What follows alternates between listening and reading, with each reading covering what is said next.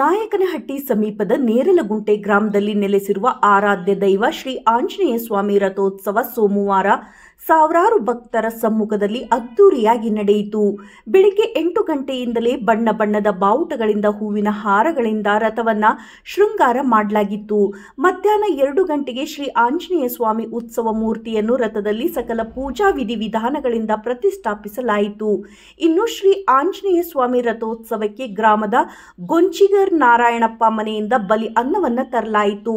ಕಾಸು ಮೀಸಲು ಮೊಸರು ತುಂಬ ಜನಿಗಿ ಹಾಲು ತಂದು ಶ್ರೀ ಆಂಜನೇಯ ಸ್ವಾಮಿ ರಥದ ಗಾಲಿಗಳಿಗೆ ಎಡೆಯನ್ನ ಹಾಕಲಾಯಿತು. ನಂತರ ಮಹಾಮಂಗಳಾರತಿ ನೆರವೇರಿತು. ಇನ್ನು ಮಧ್ಯಾಹ್ನ 3 ಗಂಟೆಗೆ ರಥಕ್ಕೆ ಮಾಜಿ ಶಾಸಕ ಎಸ್ ತಿಪ್ಪೇಸ್ವಾಮಿ ಹಾಗೂ ಗ್ರಾಮಸ್ಥರು ಚಾಲನೆಯನ್ನ ನೀಡಿದರು. ಇನ್ನು ರಥೋತ್ಸವಕ್ಕೂ ಮುಂಚಿತವಾಗಿ ಮುಕ್ತಿ ಬಾವುಟ ಹರಾಜ್ ಪ್ರಕ್ರಿಯೆ ನಡೆಯಿತು. ನೇರಲಗುಂಟೆ ಗ್ರಾಮ ಪಂಚಾಯಿತಿ ಸದಸ್ಯ ಬತ್ತಯ್ಯನಹಟ್ಟಿ ಡಿ ತಿಪ್ಪೇಸ್ವಾಮಿ ಅವರು 1,50,000 ರೂಪಾಯಿಗಳಿಗೆ ಮುಕ್ತಿ ಬಾವುಟವನ್ನ ಪಡೆದುಕೊಂಡರು. ಇದೇ ವೇಳೆ ಮಾಜಿ ಶಾಸಕ ಎಸ್ ತಿಪ್ಪೇಸ್ವಾಮಿ ಮಾತನಾಡಿದರು. ಗ್ರಾಮದಲ್ಲಿ ಶ್ರೀ ಆಂಜನೇಯ ಸ್ವಾಮಿ ರಥೋತ್ಸವವನ್ನ ಸುಮಾರು 32 ವರ್ಷಗಳಿಂದಲೂ ಆಚರಣೆ ಮಾಡುತ್ತಾ ಬಂದಿದ್ದೇವೆ. ಗ್ರಾಮದಲ್ಲಿ ಶಾಂತಿ ನೆಮ್ಮದಿ, ಈ ಭಾಗದ ರೈತರಿಗೆ ಉತ್ತಮ ಮಳೆ ಬೆಳೆ ಶ್ರೀ ಆಂಜನೇಯ ಸ್ವಾಮಿ ನೀಡಲಿ ಎಂದರು.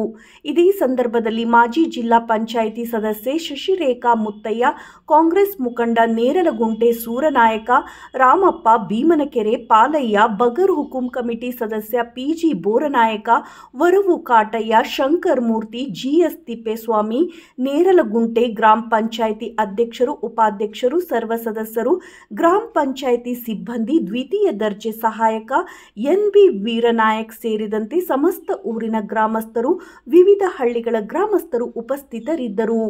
ವರದಿ ಕೆಟಿ ಓಬ್ಳೇಶ್, ನಲಗೇತನಹಟ್ಟಿ.